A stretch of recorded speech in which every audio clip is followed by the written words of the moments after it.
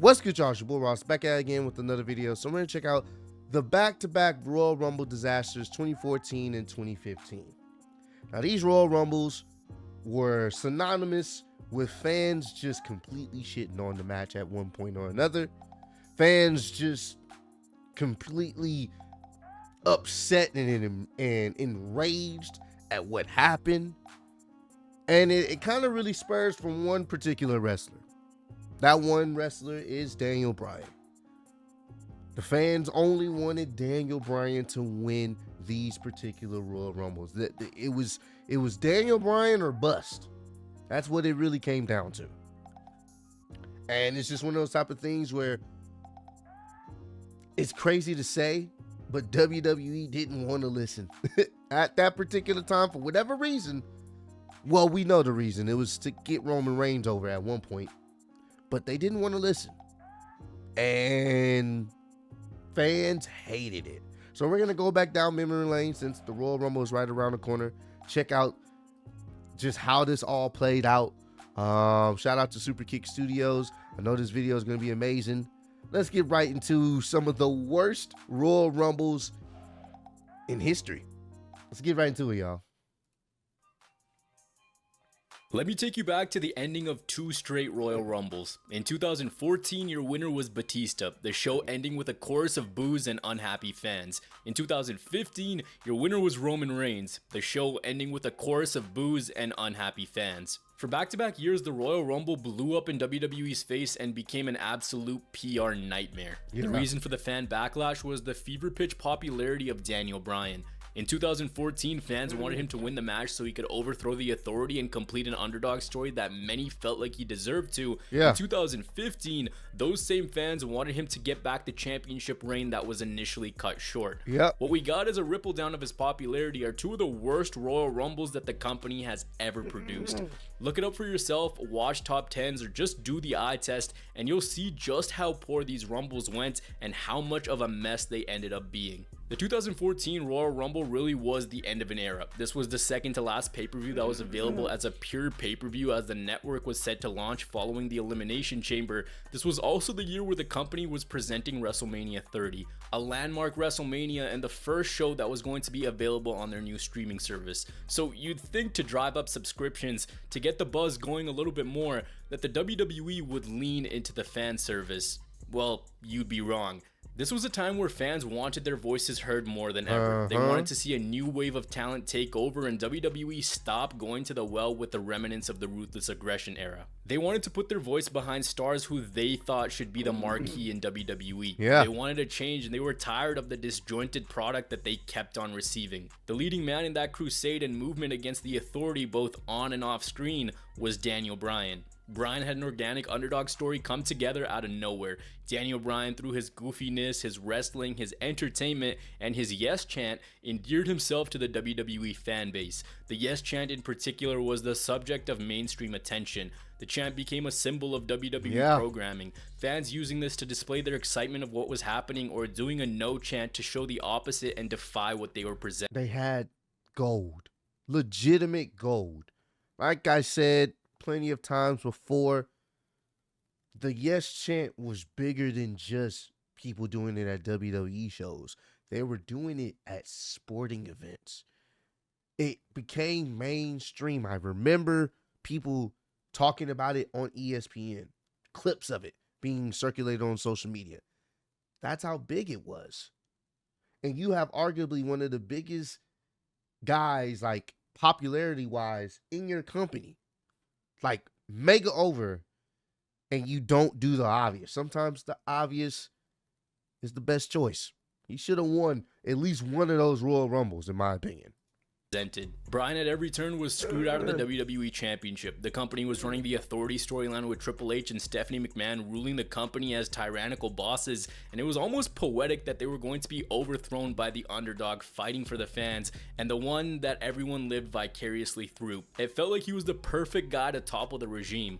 But the WWE, they didn't want it like that. They wanted to suppress Bryan's popularity with the original plan suggesting that he was going to wrestle Sheamus again at WrestleMania. To end 2013, Bryan was in a rivalry with Bray Wyatt where he joined the Wyatt family before eventually leaving the group. The rivalry led us to Royal Rumble 2014 from Pittsburgh, and this show ended up being hijacked because the fans didn't want what WWE was putting out. Wyatt and Bryan opened up the show with an outstanding match, an in-ring showcase. Bro, fantastic match. This match was good. And the right person won. Because Bray ended up winning. But you knew, people were thinking, well, the night is just beginning. They just started off the show. Daniel Bryan, he'll be in a Royal Rumble. He'll be able to redeem himself. The right person won in Bray. But they didn't do anything with Daniel Bryan for this Royal Rumble, which they messed up so bad. To blow off their rivalry, and it was in this opener where Bray Wyatt ended up getting the win. So the fan logic was, alright, Bryan opens the night, counting the lights, but he's gonna end it on top. Because there was no way that the WWE was this short-sighted. There's no way they don't let him win the Royal Rumble. It became almost a guarantee to some fans that it was going to happen, that this was the only way that the show could end.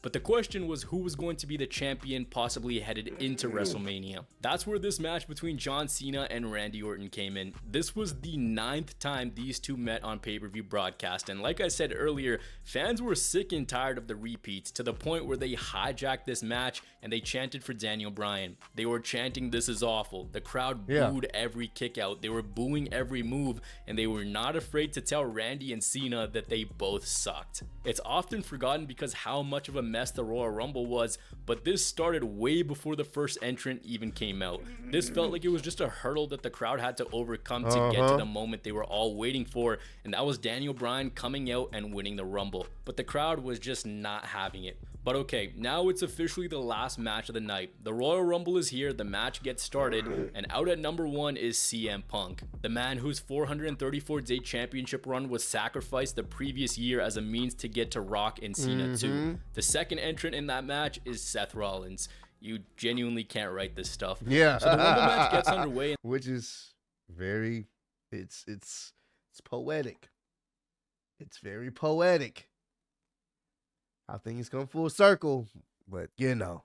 The field continues to grow. It's nothing too crazy. Genuinely, the biggest return in this entire match was Kevin Nash. This Rumble, by any stretch of the imagination, is not something to seek out if you want entertainment, because the booking, the star power, and the moments just were not there, and they put this together in a very, very lazy way. It was a Rumble filled with tag teams and fringe mid-carders, plus acts like Adam Rose and El Torito. So I think that tells you how much star power was really in this match. Regardless of how bad this Royal Rumble was, it was nothing compared to the 2015 version of this match. We'll stick with the number 15 because at the halfway mark, out came Sierra, Hotel, India, Echo, Lima, Dwayne's cousin, Roman Reigns, and this guy became the darling of the match. Roman takes out Kofi, who at this point was still in the... And at this point, because he was with the Shield, he was good. The fans liked him at this point. It's crazy what happens a year later. Prime of his Rumble highlight reel saves, he spears, and I mean spears, Dolph Ziggler in half. He's eliminated. Kevin Nash eliminated in the most old guy way possible. Reigns is just cleaning house, and everyone's like, wow, look at Roman. He's so cool. He's silent. He doesn't say much. He just delivers these big moves, and he's going to be a star. At number 28, out came a returning Batista. He had made his way back to the WWE on the previous Monday Night Raw, and he had a largely uninspiring face-off with Randy Orton, who was the WWE champion at this point. Personally, I remember Batista coming back and how excited me and my buddies were, because growing up, we were all just big Batista guys. He was a huge part of our childhoods. I'd say he was really what Roman Reigns should have been in his big dog era. We all just wanted to emulate Batista growing up because he was just naturally cool. Anyone who grew up in the 2000s knows exactly what I'm talking about. But here, they wanted to display him as a babyface, and we all know Batista was at his best when he was just a cold, sadistic SOB, when he was living up to the animal nickname and just tearing people limb for limb. And the WWE had an idea to run Batista and Randy Orton for the WWE World Heavyweight Championship. It wasn't 2005, it was 2014. I'll get back to that in a bit. The next entrant in the match was Big E, and now there was one final spot left. Yep. Now the anticipation began. The crowd started to chant yes, Yep. yes, yes. As the timer came up and time started to wind down, everyone thought it was going to be Daniel Bryan. Everyone was counting down in anticipation. 5, 4, 3, 2, and this is what you heard. Oh my God, poor Rey. Out came Rey Mysterio, and this crowd put the boo in Booyaka. They booed poor Rey, man. I just did a video talking about the worst 30 of the worst entrant at number 30. Literally just did a video about that earlier today. If you haven't seen it, go check it out. Poor Rey. He was number 1 on that video of top 10. And it sucks because he doesn't deserve this. But bro, oh my God, you couldn't have. To be honest with you, it didn't really matter who it was that came out at number 30. If it wasn't Daniel Bryan, they were gonna boo that person.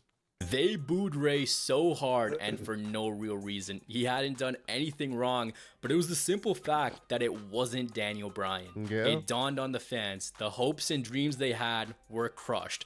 The realization set in that it wasn't happening, that this was the final entrant in the Rumble, and once they realized that Bryan in the Rumble wasn't happening, they booed and they booed and they booed. The only person they wanted was Daniel Bryan. Yep. The boos took over, the fans took over. This thing was a wrap. Anything could have happened. They were not stopping on this night. And as a result, anyone that came in their way was done for. They viciously booed. The only thing that was going to make them stop was Daniel Bryan, and he wasn't there. We were now at the final 4 of this match. The field was actually pretty strong as well. Sheamus, Roman Reigns, Batista, and CM Punk. The same CM Punk who had been in this match for nearly 50 minutes until out came Kane to pull him over the top rope and eliminate him from the Royal Rumble. This would prove to be CM Punk's last match with the WWE for a long time. Behind the scenes, he was completely fed up with the company. In a way, he was the Pittsburgh fan base that night represented through a wrestler. The plan headed into Mania was for Punk to take on Triple H, and Punk wasn't so much of a fan of that. The next day, he quit the WWE. He felt like he wasn't being treated properly and had voiced his displeasure towards part-timers coming in and taking spots from people who were putting in the work. One of the guys who was putting in the work was CM Punk. He felt like he deserved to main event WrestleMania the year previous and had that taken away because of The Rock. Kind of ironic how the same thing was happening to Daniel Bryan. When there was a guy who was hot, they didn't elevate him. Punk later went on Colt Cabana's Art of Wrestling podcast and cited a bunch of issues as to why he left. One of them being medical negligence to a staph infection that the company wouldn't properly treat. He expressed that he felt like he was constantly overlooked, not given the opportunities that someone working their ass off should get. And Royal Rumble 2014 proved to be the final straw for Punk before his departure the next night. He later received his termination papers on his wedding day in 2014. That was his wedding day, but this was a divorce, a very ugly divorce between Punk and the WWE. So this was his last match for a long time. The craziest part now is that, and look, he's back. He's back.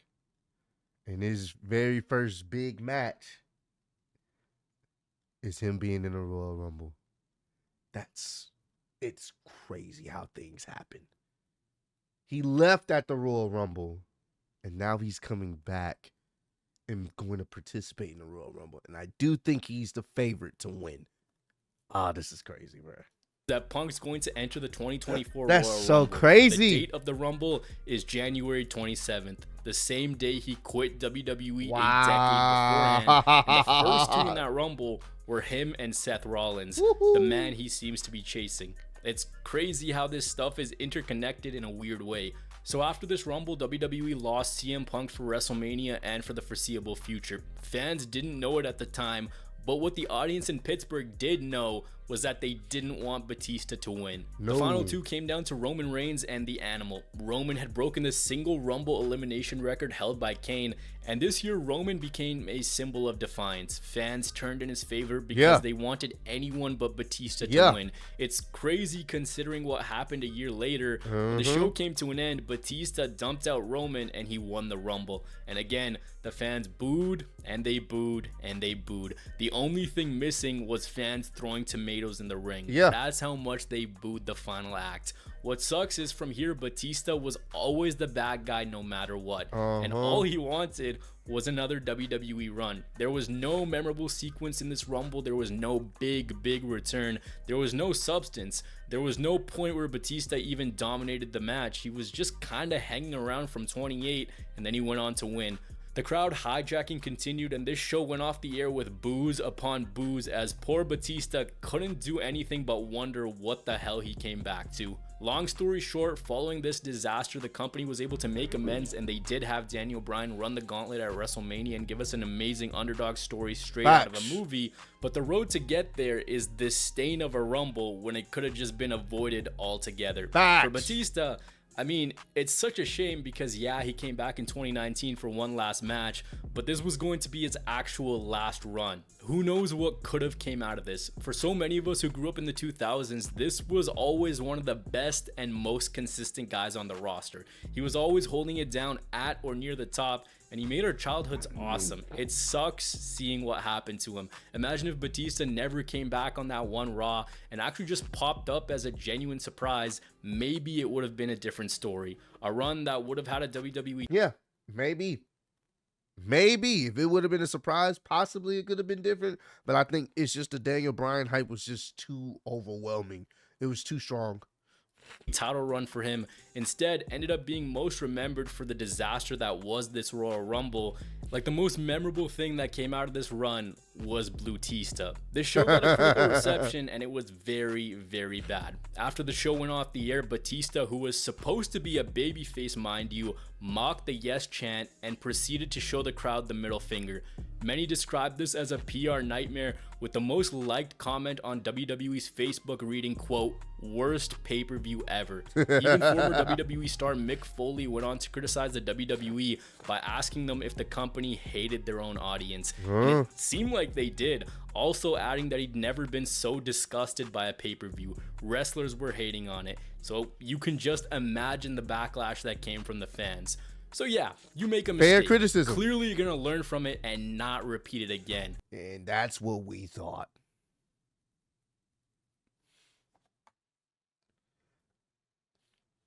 That's what we thought. Nope. They didn't learn from it. Didn't learn from it at all.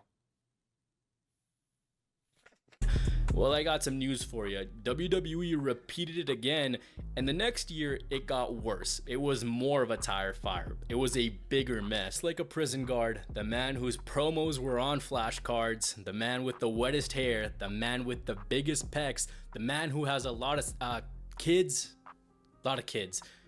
Roman Reigns. Daniel Bryan, after injury, returned to the WWE, and the Yes movement was still running wild. Fans wanted to see Daniel Bryan in a prominent position again, but the timing was really bad because the company had hopes of pushing who they believed to be the next guy in line, and that was Roman Reigns. So what we got was another unmitigated disaster of a Royal Rumble. Much like the previous year, before the actual Rumble, we got an awesome match. A match that has crazy good replay value and is one of my personal favorites. This is a really good match. Triple threat matches in company history between Seth Rollins, Brock Lesnar, and John Cena. This was such a fun match from the onset because of the pacing, because of the spots, because they had the Money in the Bank winner in there, so you just didn't know. It was electric, and it still had a bit of unpredictability to it. But this night showed the duality of WWE. How at this point, they produced something so good and so adored, but when the night came to an end, they delivered an absolute mess. At number 1, it was The Miz, and at number 2, R-Truth. Awesome Truth started the Rumble, but there was nothing awesome about this Rumble. This Rumble lacked star power. It lacked anything really memorable in the first place, just like the year previous. It lacked a punch to it. But at number 10, fans got that punch. Yep. Daniel Bryan entered the Royal Rumble and the crowd lost it in excitement. Look how electric that crowd was. And then it goes downhill. So they put him in. They got it half right. Just, oh, man. Came and in typical Daniel Bryan fashion ran completely wild. But that punch instead ended up being a gut punch. After just 10 minutes and 36 seconds, Daniel Bryan was eliminated from the Royal Rumble, and from here, the atmosphere of the match changed for the worse. Done. Daniel Bryan was eliminated, and as they showed a shot of him sitting on the floor dejected, Goldust entered, and behind him, it said Shattered Dreams. Daniel Bryan came back from injury, and the fans wanted to see him reach the mountaintop one more time, or at the very least make it to the final few in the Rumble, a scenario that might have helped avoid what came next. That wasn't on WWE's mind though. They didn't want it like that. You could imagine this is where it all changed. But what made things worse was now it was basically a dead giveaway. Cause out at number 19 came poor Roman Reigns, and this dude got booed into oblivion. This one night lives on forever in infamy in the career of Roman Reigns. Yeah. A night where the fans rejected him so bad. Last year, the people who bared the brunt of the frustration were Rey Mysterio and Batista. Now it was Roman. If you remember before this, the WWE had gave Roman Reigns some pretty awful promo material. First, they had him talk about magic beans. Then they gave him the infamous sniveling little suck-up sellout full of suffering succotash, son. Oh my God. Right, that's not easy to do. They fed the man that they wanted to call the big dog shit. And he also made comments to the media basically saying that the fans shouldn't be allowed to critique him, that he listens to people that actually mattered. From here, there was no saving the match. But then we got into a bigger problem. See, the WWE booked Roman Reigns as this all-conquering hero, a guy who was going to overcome the odds and eventually win, something we'd seen for over a decade with John Cena. But the thing with stories like this is you need some, what do they say with Cody Rhodes? Adversity. With Roman, he's a powerhouse. He's not the guy who should be fighting from behind. You can't manufacture too many underdogs. Plus, the biggest underdog was already out. There's no formidable threat in the ring. It's just guys like Jack Swagger and Ryback. What made matters even worse was the people he had to overcome. The biggest threats in the match, I kid you not, were Big Show and Kane. This went about as well as you could imagine. The fans were pouring it on with the boos. They rejected this thing so bad because they knew who was winning. There was no doubt about it. But Vince McMahon had a plan in his back pocket. He knew that with Daniel Bryan no longer in the match at this point, there was a possibility that this would be a repeat of the previous year. And it was. He had a full-on contingency plan ready because he knew this was going to happen. And his contingency plan was to bring out Roman Reigns' cousin, The Rock. He sends out The Rock to help even things up when Roman is getting demolished in the final stages of the match. I don't know if it's the greatest idea to send The Rock out in 2015 because it does further enforce the point of nepotism and the guy's already getting booed. But regardless, Rock comes in, he cleans house, and the crowd, they don't lose sight of what's going on. They know exactly what's happening and why it's happening. It's all a distraction, and as soon as The Rock left the ring, they continued to boo Roman like nothing even happened. It's crazy because the year previous they wanted Roman to win so it wouldn't be the other guy. This year, Roman became the other guy. They were chanting for Rusev to win it. Roman chucked Rusev over the top rope and the match was over. Roman Reigns was your winner and the fans continued to annihilate him with boos. Rock comes back in to celebrate with Roman and the fans boo The Rock. Even The Rock couldn't save his cousin from the tsunami of hate. Once again, if The Rock can't get a popular fan reaction for you, that should tell you everything. It's The Rock. I don't even think Stone Cold could have got them to cheer. The only person that would have got them to cheer anything was Daniel Bryan. When The Rock and Stone Cold can't get you to cheer, that's when you know you've reached rock bottom. No pun intended either. Rock's facial expression says it all. He's in awe that even he wasn't able to make things work and get Roman the reaction that they wanted. The crowd chanted, "We want refunds." They booed. They chanted bullshit. They chanted for CM Punk. The company wasn't going to let fans dictate the narrative of their product. But this was just the beginning. After the show, the hashtag cancel WWE Yep, I Network remember started this. to trend. Fans were going to the WWE Network and canceling their subscriptions in droves because of this tire fire. So much so that the cancellation page ended up crashing. Yeah. People who were calling in very high level, so much so that to appease the fans, they announced that they could watch the network for free the following month. But you know, with PR, you gotta play a little damage control. The WWE, in a comical move, ran a poll on WWE.com asking fans who they thought deserved to main event WrestleMania, Roman or Bryan, and 86% of that vote went to Daniel Bryan. And yeah, WWE ran Bryan versus Roman at Fastlane, and it was a great match. Yep, I remember this. I remember this. Winner faces Brock Lesnar at WrestleMania for the World Heavyweight Championship. I remember when they did this. And it was crazy because it's like, that's crazy that even though Daniel Bryan got eliminated and Roman Reigns won, y'all are going to put his quote-unquote Royal Rumble win on the line to potentially give it to Daniel Bryan when you could have did that originally. I knew how this match was going to go. I knew they weren't going to call an audible again. You want to know why? Because they knew what they were doing this time. And there was no way Roman Reigns was going to win the Royal Rumble only to not main event it anyway. That would have been a waste of a Royal Rumble. This match, even though it was a very, very, very good match, this match was a waste of time.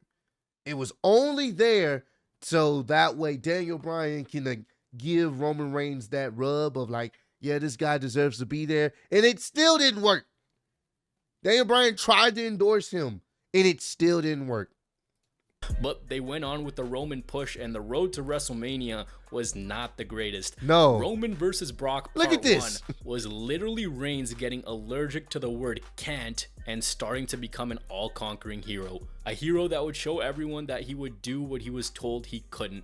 They were essentially trying to manufacture a babyface that they already had. Roman almost became a product of fans wanting Daniel Bryan, and the hate that went towards him was because of what happened with Daniel Bryan. For the next several years, this event and this happening stuck with him. It's forever seen as an infamous moment in his career. This night in Philadelphia forever changed the reaction towards Roman Reigns, where if the company might have waited and done things in a different way, maybe the divide on Roman Reigns wouldn't have been this bad. I understand that the WWE did need to have a balance between how much they let the fans run their show and how much fan service they actually gave, but this would have made sense if the year previous the same thing hadn't happened.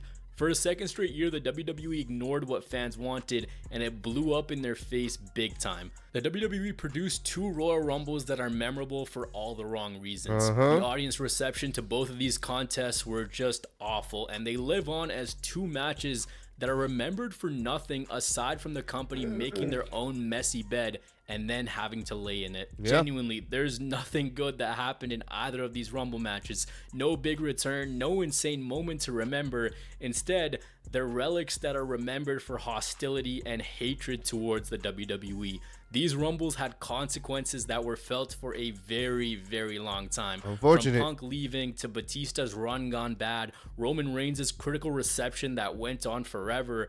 These 2 Rumbles in Pittsburgh and Philadelphia showed the worst of the WWE.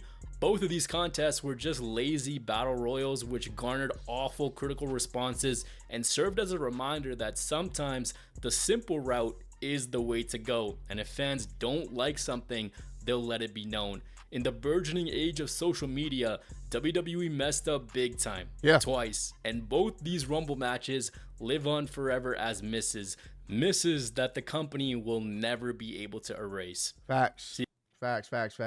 Hey man, I may have to check out the awesome 2020 Royal Rumble match since we are in the Royal Rumble season. I may have to check that out. If y'all want me to check that out, let me know down below, because I definitely want to check out his take on that, because that was a really good Royal Rumble, bro. That Royal Rumble was pretty lit. But yeah, 2014, 2015 Royal Rumble, not it. One man changed the course of those Royal Rumbles, man. It's crazy how popular someone can be and how the fans can get behind someone so much that if you don't listen to them, it will change the entire course of a match or a pay-per-view. So, but comment down below. Let me know, who do y'all think is gonna win this year's Royal Rumble? We've talked about the past, but let's talk about what's happening this year. Who do y'all think is gonna win this year's Royal Rumble? I'm still going with CM Punk. I think just the full circle of everything, him leaving at the Royal Rumble to come back years later to win the Royal Rumble and then to potentially face Seth Rollins at this year's WrestleMania. I think the story writes itself. I'm going with CM Punk to win the Royal Rumble. I'm okay with that. Who do y'all think is going to win? Because there's actually a lot of good viable options here. It's not even just him. That's what makes this Royal Rumble so exciting, because there are so many viable options, so many stories that can be told. I'm looking forward to it. But y'all let me know who y'all think is going to win the 2024 Royal Rumble. But I appreciate all the love and support you guys showing on the channel. Road to 150K, and I'm still your undisputed YouTube wrestling champion of the world. Appreciate y'all kicking with me. See you on the next one. Peace.